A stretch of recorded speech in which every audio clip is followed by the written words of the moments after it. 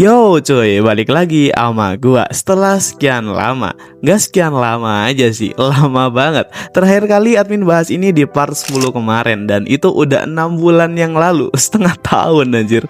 Dan dia setengah tahun berlalu, tapi manga ini gak ada kabar. Bahkan situs bajakan yang biasanya admin baca aja tiba-tiba kosong gitu cuy manganya.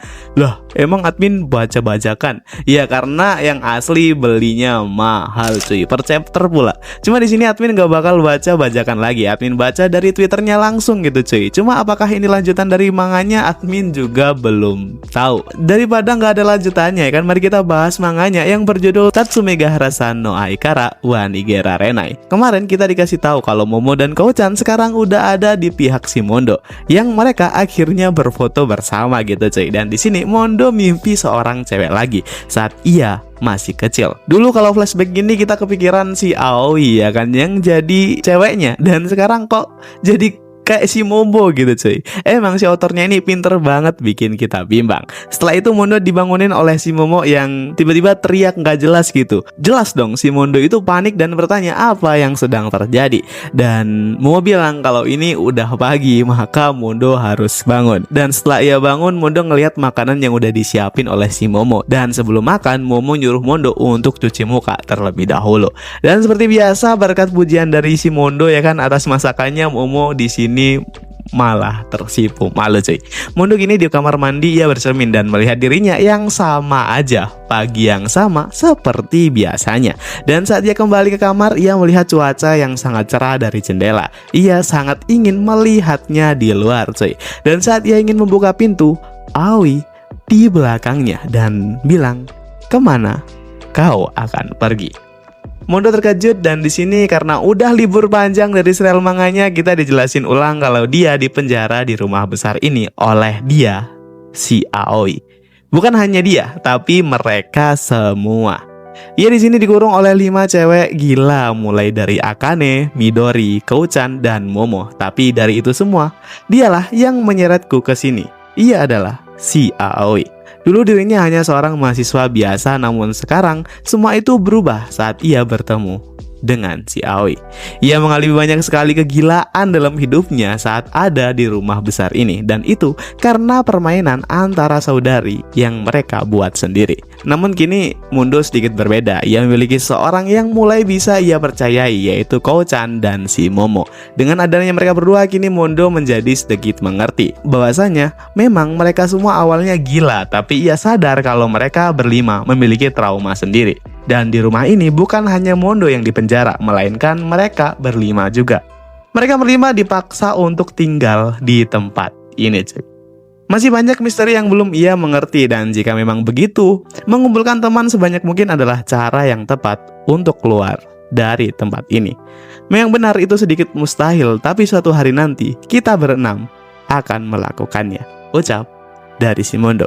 Kini mereka akan rapat strategi. Di sini Momo ngejelasin cuy bahwa item terpenting dari game ini adalah kunci, dan kunci itu harus Mondo pilih kepada siapa ia akan memberikannya, dan orang tersebut akan menjadi pemenang dari game ini. Namun game ini nggak sesimpel itu cuy. Jadi walaupun si Mondo ini memberikannya kepada seseorang, Mondo nggak sepenuhnya bisa bebas, dikarenakan orang yang Mondo beri kunci harus cinta dengan Mondo, dan sebaliknya Mondo juga harus mencintai orang tersebut. Dan jika mereka tidak saling cinta, pemenangnya akan ditentukan, namun Mondo akan dihabisi. Pada dasarnya pemenang game ini akan mendapatkan hadiah, entah uang, harta, atau sebagainya. Walaupun udah dijelasin oleh si Momo, menurut Mondo tetap aja game ini yang tidak masuk akal baginya. Namun karena permainan ini diciptakan oleh ibu mereka, Momo kurang mengerti karena ia nggak pernah dan jarang banget gitu bersama dengan ibunya. Namun Kouchan berbeda, ia sering bersama ibunya. Tapi Kouchan juga nggak tahu apa-apa cuy, karena walaupun ia sering bersama ibunya dulu, ia hanya digunain sebagai boneka aja yang setiap hari dirias oleh ibunya sendiri. Dan akhir-akhir ini Kouchan berontak gitu cuy, dan sepertinya ibu sedang mencari boneka baru. Jadi di sini kita tahu cuy kenapa Kouchan memiliki rambut pendek nggak seperti saudari yang lainnya. Ia ingin merubah penampilannya agar tidak begitu cantik cantik gitu cuy. Ia nggak ingin gitu ibunya memperlakukan dirinya sebagai boneka lagi. Setelah itu Ko-chan bertanya, bukankah kunci tersebut dipegang oleh si Momo? Dan Momo ngejawab itu benar, tapi ia beranggapan kalau ia hanya figuran dalam permainan ini, jadi itu nggak berpengaruh. Lalu Ko-chan memiliki ide brilian cuy. Jika tujuannya mengakhiri permainan ini, Momo dan Mundo langsung kuda-kudaan aja bukan? Polos banget anjir nih orang. Si Momo awalnya marah gitu dengan ucapan Ko-chan, cuma pas dipikir-pikir, aku dengan Mondo-kun. Si Momo malah meledak gitu cuy. Si Ko-chan juga gak mau kalah. Ia juga ngegoda si Mondo dan nawarin dirinya untuk menjadi kandidat. Dengan Ryan nempelin asetnya ke si Mondo, dan Momo gak ngebiarin itu terjadi begitu aja.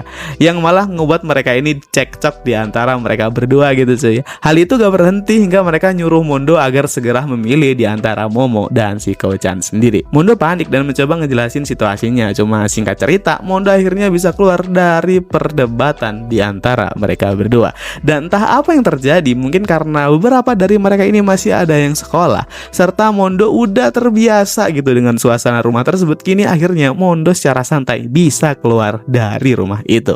Saat dilihat baik-baik, ternyata rumah yang dimiliki 5 saudari ini sangatlah besar cuy.